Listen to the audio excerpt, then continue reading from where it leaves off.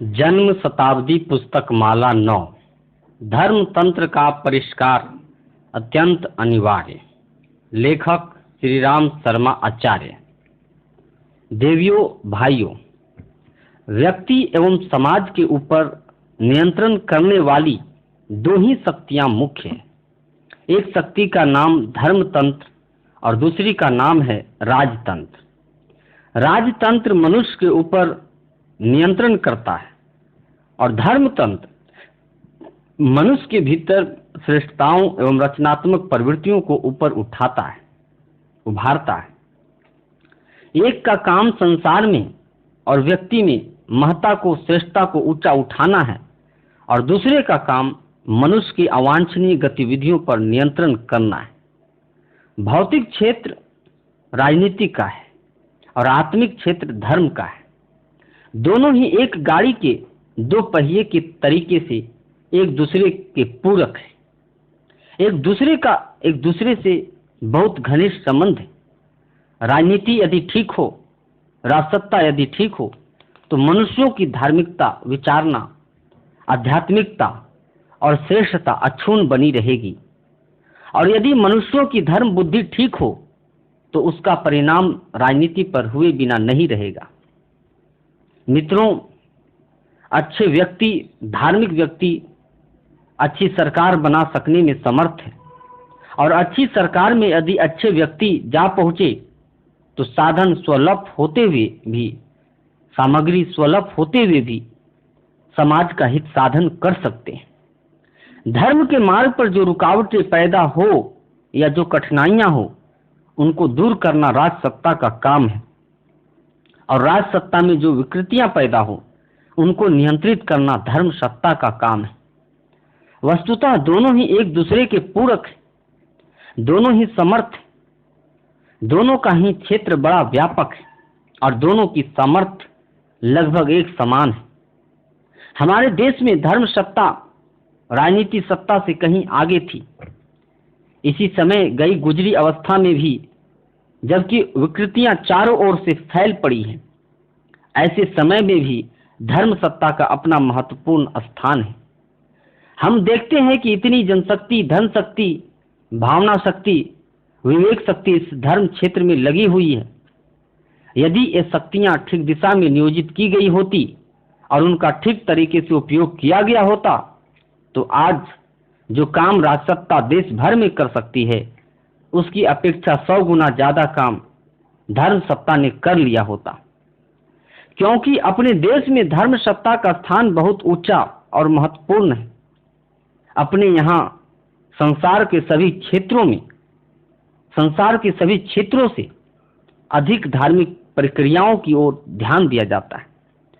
अपने यहाँ संत महात्माओं को ही ले, साधु ब्राह्मण को ही ले, तो इतना बड़ा वर्ग जिस देश में है जो धर्म के आधार पर जीविका भी प्राप्त करता है, अपने मन में यह समझता भी है कि हम धर्म के लिए जीवित हैं, न केवल अपने आप को समझता है अपितु समाज में यह घोषित भी करता है कि हम समाज के ही नहीं, हम धर्म के लिए भी हैं। अगर इन लोगों की गतिविधियां सही रही होती और यदि इन लोगों के विचार करने की शैली सही रही होती, तो इनके द्वारा इतना बड़ा विशाल कार्य देश में ही नहीं, समस्त विश्व में कर सकना संभव हो गया होता कि दुनिया को उलट पुलट कर लिया जाता। भगवान बुद्ध के केवल 2.5 लाख शिष्य थे। उन 2.5 लाख शिष्यों को भगवान बुद्ध ने आज्ञा दी कि आप लोगों को सारे एशिया और सारे विश्व के ऊपर छाप डालनी चाहिए। इस समय जो अनैतिक और अवांछनीय वातावरण पैदा हो गया है, उसे ठीक करना चाहिए। भगवान बुद्ध की इच्छा के अनुसार गृह त्यागी, धर्म पर निष्ठा रखने वाले 2.5 लाख व्यक्ति रवाना हो गए और सारे एशिया पर छा गए, सारे यूरोप पर छा गए, सारे विश्व पर छा गए। उन्होंने बौद्ध धर्म, संस्कृति एवं बौद्ध भावनाओं का प्रसार सारे विश्व में कर दिया। मित्रों, आज हमारे साधन बहुत ज्यादा बढ़े चढ़े हैं। अपने इस भारतवर्ष में सरकारी जनगणना के हिसाब से 56 लाख व्यक्ति इस तरह के हैं जो कहते हैं कि हमारी जीविका केवल धर्म के आधार पर चलती है, धर्म ही हमारा व्यवसाय है, रोटी कमाने का स्रोत है, कुछ लोग ऐसे भी हैं जिनकी जीविका धर्म नहीं है, जो केवल अपने मन और संतोष के लिए स्वतः सुखाय और सामान्य कर्तव्य समझ करके पूजा पाठ या धार्मिक कृत्य करते हैं। धर्म के माध्यम से जीविका कमाने वालों में साधु बाबा जी, पंडित, पुजारी आते हैं। यह संख्या 56 लाख हो जाती है। यह संख्या इतनी बड़ी है कि सरकार के एम्प्लॉइज, कर्मचारियों की संख्या उससे कम है। सेमी गवर्नमेंट और पूरी गवर्नमेंट दोनों को मिला करके हिंदुस्तान में 40 लाख के लगभग कर्मचारी हैं, लेकिन धर्म सत्ता के पास 56 लाख कर्मचारी। यह जनशक्ति इतनी बड़ी है कि उसको यदि किसी रचनात्मक कार्य में लगा दिया जाए तो सरकार के द्वारा जितने भी रचनात्मक और नियंत्रणात्मक कार्य होते हैं उन सब की अपेक्षा धर्म में काम करने वाले ज्यादा काम कर सकते हैं, क्योंकि सरकार की मशीनरी में केवल वेतन भोगी लोग होते हैं, समय पर काम करने वाले होते हैं। जरा भी समय ज्यादा खर्च हो जाए तो वे ओवर टाइम मांगते हैं। उन्हें पेंशन देने की जरूरत पड़ती है और भी बहुत से खर्चे करने पड़ते हैं, इसलिए वे कर्मचारी बहुत महंगे भी होते हैं। उनके जीवन का उद्देश्य सेवा नहीं होता। अधिकांश लोगों की इच्छा, उद्देश्य नौकरी करना, पेट पालना होता है। लेकिन मित्रों, धर्म के लिए जिन्होंने आजीविका स्वीकार की है उनके सामने तो लक्ष्य भी होना चाहिए। उनके पास तो समय भी ज्यादा होना संभव है। 8 घंटे ही काम करेंगे, यह क्या बात हुई। संत महात्मा 6 घंटे सो लिए, भिक्षा से रोटी मिल गई, बनी बनाई रोटी मिल गई। 2 घंटे नित्य कर्म के लिए लगा लिए, 8 घंटे हो गए। 8 घंटे के बाद 16 घंटे उनके पास बच जाते हैं। यदि वे इस सारे के सारे समय को धर्म कार्यों में लगाना चाहें तो उनमें से एक व्यक्ति 2 आदमियों के बराबर काम कर सकता है। उनमें भावनाएं होती है, निष्ठाएं होती है, धर्म विश्वास होता है और भी बहुत सी बातें होती है। ये 56 लाख व्यक्ति वस्तुतः इतनी बड़ी जनसंख्या है कि चाहे तो बुद्ध भगवान के 2.5 लाख शिष्यों की अपेक्षा दुनिया भर में तहलका मचा सकते हैं। 1 लाख व्यक्तियों ने फैलाई 3/4 दुनिया में धर्म। ईसाई मिशनरी के पास केवल 1 लाख के करीब पादरी हैं और वे पादरी सारी दुनिया में छाए हुए हैं। उत्तरी ध्रुव से लेकर भारतवर्ष के नागालैंड और बस्तर तक में, जंगलों में और आदिवासियों के बीच काम करते हैं। उनका यह विश्वास है कि ईसा मसीह का संदेश और ईसाईयत का संदेश घर घर पहुंचाया जाना चाहिए। इस विश्वास के आधार पर अपनी सुविधाओं का ध्यान किए बिना पादरी लोग सारे विश्व भर में काम करते हैं। परिणाम क्या हुआ? केवल ईसाई धर्म को भगवान ईसा को जन्म लिए सिर्फ 1970 वर्ष के करीब हुए हैं। 300 वर्ष तक तो उनका सारा का सारा क्रियाकलाप अज्ञात ही बना रहा। सेंट पॉल ने ईसा के लगभग 300 वर्ष बाद ईसाई धर्म की खोज की और ईसा की खोज की। उनका जीवन चरित्र ढूंढा, उनके उपदेशों को संकलित किया। 300 वर्ष तो ऐसे ही निकल जाते हैं। केवल 1600 वर्ष हुए हैं, लेकिन 1 लाख व्यक्ति जो आज हैं, इससे पहले तो 1 लाख भी नहीं थे। इन थोड़े से निष्ठावान धार्मिक व्यक्तियों ने ईसाईयत का कितना प्रचार कर डाला कि दुनिया में 1/3 मनुष्य अर्थात 1 अरब मनुष्य आज ईसाई है। 3 अरब की आबादी सारी दुनिया में है। इस थोड़े से समय में सारे विश्व में इतनी बड़ी संख्या फैल गई, इसका क्या कारण है? कारण केवल उन 1 लाख मनुष्यों का श्रम, उनकी भावनाएं और प्रयत्न है, जिनकी वजह से उन्होंने ईसा को, बाइबल के ज्ञान को दुनिया में फैलाया। मित्रों, अगर अपने पास धर्म की शक्ति में लगे हुए व्यक्ति इस तरह की भावना को लेकर के चले होते कि हमको ऋषियों का, सभ्यता और संस्कृति का, भगवान का संदेश जनमानस में स्थापित करना है, उससे लोकमानस को, जन जन को प्रभावित करना है, हर व्यक्ति को धार्मिक बनाना है और एक ऐसा समाज बनाना है कि जिससे धर्म प्रेमी लोग रहते हैं, मर्यादाओं का पालन करने वाले, परस्पर स्नेह करने वाले और बुराइयों अनीतियों से दूर रहने वाले व्यक्ति पैदा हो, बताइए तो उसका परिणाम कितना बड़ा हो गया होता। जरा विचार तो कीजिए, जिसके मन में भगवान की, देश और धर्म की लगन लगी हुई हो, वह एक ही आदमी कितना बड़ा काम कर सकता है। हमने कल परसों महात्मा गांधी को देखा था, अकेले ही थे और सारे भारतवर्ष को जगा दिया। हमने कल परसों बुद्ध भगवान को देखा, एक ही महात्मा थे और सारे विश्व भर को जगा दिया। कल परसों स्वामी रामतीर्थ एवं एक ही विवेकानंद को हमने देखा, एक ही योगी थे। उन्होंने वेदांत का संदेश भारतवर्ष से लेकर अन्य द्वीप द्वीपांतरों तक पहुंचा दिया। आप कहेंगे कि वे लोग तो पढ़े लिखे और सुशिक्षित महात्मा थे और ये 56 लाख तो सुशिक्षित नहीं है। शिक्षा से और धर्म से कोई खास समझौता नहीं है। शिक्षित व्यक्ति भी उतना ही काम कर सकते हैं जितना कि बिना शिक्षित, और बिना शिक्षित धर्म प्रेमी भी उतना ही काम कर सकते हैं जितना कि शिक्षित। संत रैदास बिना पढ़े थे और कबीर की शिक्षा भी नाम मात्र की थी। मीरा कौन ज्यादा पढ़ी लिखी थी? नामदेव की शिक्षा क्या बड़ी चढ़ी थी? दादू से लेकर के अन्य महात्मा जो भक्ति काल में हुए हैं, उनको शिक्षा की दृष्टि से यदि तलाश किया जाए तो उनकी योग्यता, उनकी विद्या और शिक्षा बहुत ही कम थी। लेकिन उन लोगों ने अपने अपने समय पर अब कितने महत्वपूर्ण कार्य किए, आप सभी जानते हैं। समाज का संरक्षण और शिक्षण करने के लिए भावनाओं की जरूरत है, प्रभाव की जरूरत है, लगन और परिश्रम की जरूरत है। शिक्षा की उतनी जरूरत नहीं है। भारतवर्ष में 7 लाख गांव हैं। यदि 56 लाख संत महात्मा इस देश में काम करने के लिए खड़े हो गए होते तो वह काम कर दिखाया होता कि हमने राष्ट्र का नया निर्माण ही कर लिया होता।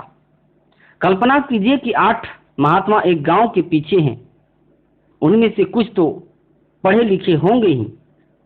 यदि कुछ भी पढ़े लिखे नहीं हैं तो भी अपने शारीरिक श्रम के द्वारा सारे गांव की सफाई की व्यवस्था बना सकते हैं।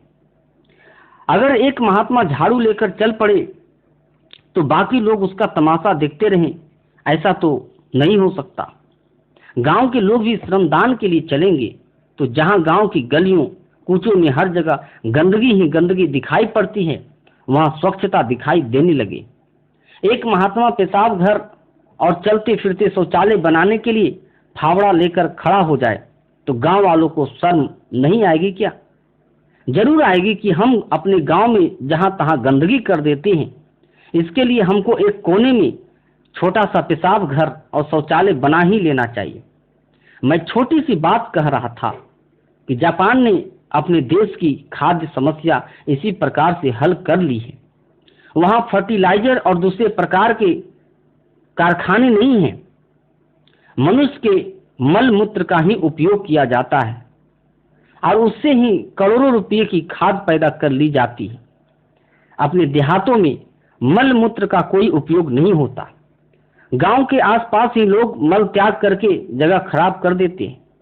यदि हर गांव में चलते फिरते शौचालय, ड्रेनेज के शौचालय बना लिए गए होते, सारे गांव के लोग उसी में शौच के लिए जाते तो कितना खाद मिल सकता था। यदि महात्मा चाहते तो इस छोटे से काम को अपने हाथ में करके राष्ट्र में करोड़ों मन अन्न पैदा करने और गांव में स्वच्छता रखने का काम कर सकते थे। मित्रों, शिक्षा को ही ले, 8 आदमियों में से एक भी पढ़ा लिखा हो तो गांव में एक पाठशाला चला सकता है, प्रौढ़ पाठशाला, रात्रि पाठशाला चला सकता है, जिससे अपना आज का अर्ध निरक्षर देश थोड़े ही दिनों में साक्षर बन सकता है। कितनी सामाजिक कुरीतियां और व्यसन अपने देश भर में फैले हुए हैं। ब्याह शादियों में होने वाला खर्च हिंदुस्तान के सिर पर कलंक के तरीके से है। धन का कितना अपव्यय होता है, लोगों में गरीबी और बेईमानी पैदा करने के लिए मजबूर करता है। इससे सारे राष्ट्र की जड़ें खोखली हो गई है। यदि ब्याह शादियों में इतना धन खर्च न किया गया होता तो किसी को अपने बच्चे और बच्चियों भारी नहीं पड़ती। किसी पिता को अपने बच्चों के लिए चिंता करने की जरूरत न होती। इन बुराइयों को दूर करने के लिए 8 संत महात्मा प्रार्थना के द्वारा, प्रचार के द्वारा भी जनमानस तैयार कर सकते थे। कोई ऐसे अवांछनीय जिद्दी व्यक्ति हो जो दुराग्रह दिखाते हो तो उनको सत्याग्रह करने से लेकर घिराव तक की और अनशन से लेकर दूसरे काम करने तक की धमकी दी जा सकती थी। उनको बलपूर्वक रोका जा सकता था। सरकार जिस काम को नहीं रोक सकती उसको ये लोग रोक सकते थे। नशेबाजी किस तेजी के साथ बढ़ती चली जाती है, आप देख रहे हैं ना। बीड़ी तंबाकू आज घर घर का शौक बन गई। इसमें 2 करोड़ रुपया प्रतिदिन खर्च होता है। इस हिसाब से 730 करोड़ रुपया अपने भारतवर्ष के लोगों को प्रतिदिन खर्च करना पड़ता है। यदि इस व्यसन को रोका जा सके तो 730 करोड़ रुपये की राष्ट्रीय बचत हो सकती है। यह बचत इतनी बड़ी है जिसके सहारे सारे देश में उच्च श्रेणी की शिक्षा व्यवस्था हम आसानी से बना सकते हैं। यदि हमने नशे को रोका होता और नशे के स्थान पर आवश्यक चीजों को उत्पन्न किया होता, वह पैसा उन कामों में खर्च कराया होता जो रचनात्मक है, तो मजा आ जाता। और पैसे के अभाव में रुके हुए शिक्षा से लेकर स्वास्थ्य तक के सारे काम कैसे बढ़िया बन गए होते। क्या कहा जाए, कुछ कह नहीं सकते। हमारी धर्म बुद्धि न जाने कैसी है। हम सब विचारशील लोगों को और बाहर के लोगों को भी हमारी धर्म बुद्धि पर हंसी आती है। मित्रों, भगवान की प्रार्थना करें, पूजा करें, यह बात समझ में आती है। लेकिन डंडा लेकर भगवान के पीछे ही पड़ जाएं और कहें कि तुमको तो न हम खाने देंगे, न खाएंगे, न कुछ करेंगे और न करने देंगे, तो भगवान भी कहेगा कि अच्छे चेलों से पाला पड़ा। ये न खाते हैं, न खाने देते हैं, न उठते हैं, न उठने देते हैं, न चलते हैं, न चलने देते हैं, न कुछ करते हैं और न करने देते हैं। भगवान बहुत परेशान होगा कि बाबा इनसे पिंड कैसे छुड़ाया जाए। लोगों के मन में यह ख्याल है कि भगवान का ज्यादा नाम लो, उनके ऊपर ज्यादा पानी चढ़ाओ, उनको ज्यादा उपटन करो, तो क्या हो जाएगा कि भगवान मजबूर होकर मनोकामना पूरी कर देंगे। मित्रों, भगवान का नाम लेना साबुन लगाने के बराबर है। थोड़ी देर साबुन लगाया भी जा सकता है, लेकिन इसके बाद यदि भगवान का नाम लिया जाए तो उसके बराबर भगवान का काम भी किया जाए, तभी एक बात पूरी होती है, अन्यथा बात कहाँ पूरी होती है। यह बात अगर लोगों को समझ में आ गई होती तो ये 56 लाख व्यक्ति राष्ट्र का निर्माण और देश की सामाजिक, नैतिक और दूसरी समस्याओं का समाधान करने के लिए जुट पड़े होते। यह संख्या कितनी बड़ी है। जितने आदमी सरकार की मिशनरी चलाते हैं, उतनी ही बड़ी मशीनरी धर्मतंत्र के द्वारा चलाई जा सकती थी। मित्रों, धन को ही ले तो गवर्नमेंट जितना रेवेन्यू वसूल करती है, टैक्स वसूल करती है, उससे ज्यादा धन जनता हमारे धर्म कार्यों के लिए दिया करती है। मंदिरों में कितनी बड़ी संपदा लगी हुई है। सरकार के खजाने में जितनी कुल पूंजी है और रिजर्व बैंक के पास जितना धन है, लगभग उतना ही धन मंदिरों और मठों के पास इमारतों के रूप में, नकदी के रूप में, जायदादों के रूप में अभी भी विद्यमान है। धर्मतंत्र की संपदा एक तरह का रिजर्व बैंक है। अगर धर्मतंत्र की संपदा भोग प्रसाद लगाने, मिठाई बांटने, पंडे पुजारियों का पेट पालने, शंख घड़ियाल बजाने और कर्म कांड करने की अपेक्षा जनमानस को ऊंचा उठाने के लिए लगा दी गई होती तो मजा आ जाता। मैं जहां मथुरा में रहता हूं, वहां के 2 मंदिरों की बात बताता हूं। सबका जिक्र तो मैं नहीं कर सकता। वहां 2 मंदिरों में 2 लाख रुपये मासिक का भोग खा जाते। क्या भगवान यह सब चाहता है? ऐसे लगभग 5000 मंदिर हैं। इसमें न्यूनाधिक मात्रा को लगाया जाए तो मैं समझता हूं कि रोज भगवान के खाने पीने का खर्चा मथुरा वृंदावन में 2 नगरों में 15 लाख रुपए प्रतिदिन जा बैठता, तो कोई अचंभे की बात नहीं है। 15 लाख प्रतिदिन से कितने करोड़ महीने के और कितने अरब साल भर के होते हैं, जरा हिसाब लगाइए ना। यह सारा का सारा धन यदि भगवान को भोग लगाने की अपेक्षा उन कामों में खर्च किया जाता जो व्यक्ति के भीतर से कुछ चेतना उत्पन्न करने में, उनकी मना स्थिति को ऊंचा उठाने में समर्थ है, जैसे लोगों को धर्म धारणा के प्रचार प्रसार की व्यवस्था, जिस तरीके से पादरी काम करते हैं, ईसाई मिशन के लोग बाइबिल और दूसरी पुस्तकों को संसार की 600 भाषाओं में छापते हैं और घर घर में एक एक पैसे के मूल्य पर पहुंचाते हैं। जैसे शिक्षा की व्यवस्था, ऐसे विश्वविद्यालय और विद्यालय स्थापित करने में पैसा खर्च किया गया होता, जहां से समाज का नया निर्माण करने वाले व्यक्ति निकल सके, उनकी शिक्षा दीक्षा का समुचित प्रबंध किया जा सके, तो कितना काम आता। मित्रों, 15 लाख रुपया केवल अपनी मथुरा की बात मैंने बताई। सारे हिंदुस्तान का यदि ब्यौरा लिया जाए तो ये करोड़ों और अरबों रुपया प्रतिदिन के बीच जा बैठेगा। यदि धर्म तंत्र को सही दिशा देना संभव रहा होता तो न केवल हिंदुस्तान बल्कि सारी दुनिया को ठीक कर लिया गया होता। धर्म तंत्र को सही दिशा नहीं दी जा सकी। धर्म का उद्देश्य लोक मंगल नहीं समझा गया, अपितु कर्म कांड मात्र ही लोगों को बताया जा सका, जिसका परिणाम रचनात्मक न हो सका तथा व्यक्ति और समाज की कोई खास सेवा न हो सकी। हिंदुस्तान में सोमवती अमावस्या के दिन गंगा स्नान का बहुत महत्व है। कल्पना कीजिए कि हरिद्वार से लेकर गंगा सागर तक स्नान करने वालों की संख्या कम से कम हर सोमवती अमावस्या के दिन 50 लाख हो जाती है।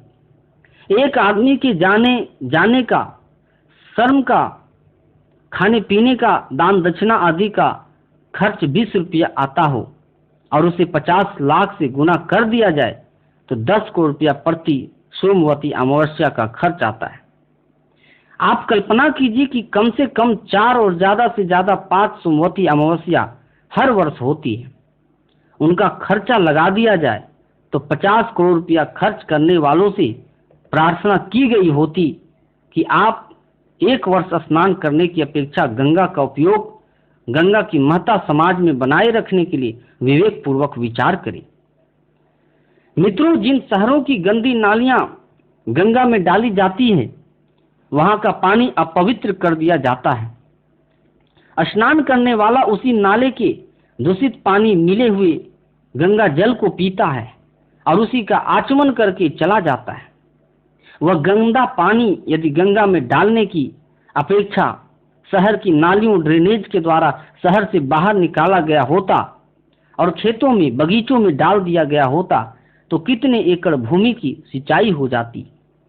गंगा में, यमुना में और दूसरी नदियों में जो गंदगी पैदा होती है उनका पानी खराब होता है, जो कि स्नान करने और पीने के लायक भी नहीं रह जाता, बीमारियां और फैलाता है। वह 50 करोड़ रुपया यदि उस गंदे पानी का सदुपयोग करने और नदियों को साफ रखने में खर्च किया गया होता तो कैसा अच्छा होता, मजा आ जाता। लेकिन क्या कहा जाए, इसे मैं धर्म भीरुता कहता हूँ, धर्म भावना नहीं कहता। अपने देश में सिर्फ धर्म भीरुता है, धर्म भावना नहीं है। धर्म भीरुता और धर्म भावना में जमीन आसमान का फर्क है। गांव गांव में रामचंद्र जी की लीलाएं और श्री कृष्ण की लीलाएं होती है। एक एक लीला में 20-20, 30-30 हजार रुपये खर्च हो जाता है। केवल मनोरंजन तमाशा होता है। लोग तालियां बजाते हैं, मेला ठेला तमाशा देखते हैं और चले जाते हैं। मित्रों, वह धन जो अवांछनीय और अनावश्यक खेल प्रसंगों में खर्च किया जाता है, जिसको जनता पुण्य समझती है, उसके द्वारा हमने एक क्रमबद्ध रूप से अभिनय मंच बनाया होता, ऐसी थिएट्रिकल कंपनियां बनाई होती जो गांव-गांव में जाकर भगवान राम और श्री कृष्ण भगवान के जीवन के उद्देश्यों का शिक्षण देने में समर्थ रही होती। उनके नाटक प्रसंगों ने जनता के मन मस्तिष्क को और जनता की दिशाओं को बदल दिया होता, जिससे उनमें नैतिक, सांस्कृतिक और सामाजिक चेतना उत्पन्न की जा सकती थी। पर हम देखते हैं कि तमाशे के, उपहास के, मजाक के रूप में भगवान को एक खिलौना बना देते हैं भगवान का सम्मान करने की बात न जाने कहां चली जाती है। मित्रों, थोड़े दिन पहले पंजाब में गुरु नानक पर एक फिल्म बनाई जाने वाली थी, तो पंजाबियों ने घोर विरोध किया कि गुरु नानक को ड्रामे के रूप में नहीं दिखाया जा सकता। उनकी नकल बनाने के लिए कोई झूठा आदमी खड़ा नहीं किया जा सकता। नानक की महत्ता और श्रद्धा हमारे मन में है, उसे हम छोटे से कमजोर आदमी के लिए नष्ट नहीं कर सकते, और कोई भी नानक का पाठ अदा करने के लिए तैयार नहीं हुआ। मित्रों, भगवान का पाठ अदा करने के लिए ऐसे छोकरे खड़े हो जाएं जिनमें न कोई विवेक है, न विचार है, न कोई दिशा है, न लक्ष्य है, तो इससे मनुष्य की श्रद्धा में क्या कमी नहीं आएगी। केवल लकीर पीटने के लिए कितने आदमी कितना पैसा अनावश्यक रूप से खर्च कर डालते हैं। यह पैसा कितनी विकृतियां पैदा करती है, यह किसी से छिपा नहीं है। जो भी आदमी हराम की कमाई खाएगा, उसका नाम चाहे आ हो चाहे बा, उसके आचरण अच्छे नहीं रह सकते, वह समाज के लिए उपयोगी व्यक्ति नहीं रह सकता। साथियों, अपने देश की सांस्कृतिक, सामाजिक सेवा और नैतिक उत्कर्ष के लिए धन की जरूरत है। धन के बिना कुछ संस्थाएं और प्रवृत्तियां बेमौत भूख मर जाती है। पैसा ऐसे लोगों को दिया जाता है जिनकी समझ में नहीं आता कि उसका क्या इस्तेमाल किया जाए। इस धर्म भीरू जनता को क्या कहा जाए, उनकी धर्म भीरुता को किस तरीके से धिक्कारा जाए। इतना समर्थ धर्मतंत्र जिसके पीछे 56 लाख व्यक्ति काम करते हैं, इतने मंदिरों, मठों, तीर्थों और कर्म कांड, श्राद्ध तर्पण और न जाने क्या क्या करने में 56 करोड़ रुपया खर्च हो जाता हो, तो जरा भी अचंभे की बात नहीं है। इतनी बड़ी पूंजी एक गवर्नमेंट का बजट बनाने के लिए काफी है।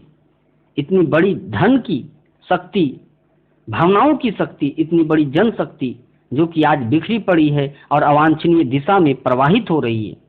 आवश्यकता इस बात की है कि नई पीढ़ी के समझदार विवेकशील लोग इस धर्म के अपव्यय को रोकें, जिसे मैं दुरुपयोग कहता हूं। मित्रों, धर्म की भावना का बुरी तरह से दुरुपयोग हो रहा है।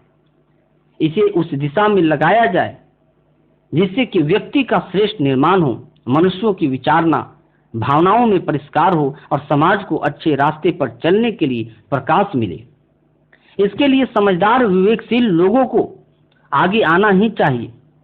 जिस तरीके से राजनीति में धक्का मुक्की करके लोग आगे बढ़ते चले जाते हैं, उसमें उनका सत्ता और पद का लोभ रहा होगा, लेकिन सेवा का जो स्तर अपने धर्म क्षेत्र में है वह अन्य किसी क्षेत्र में नहीं है।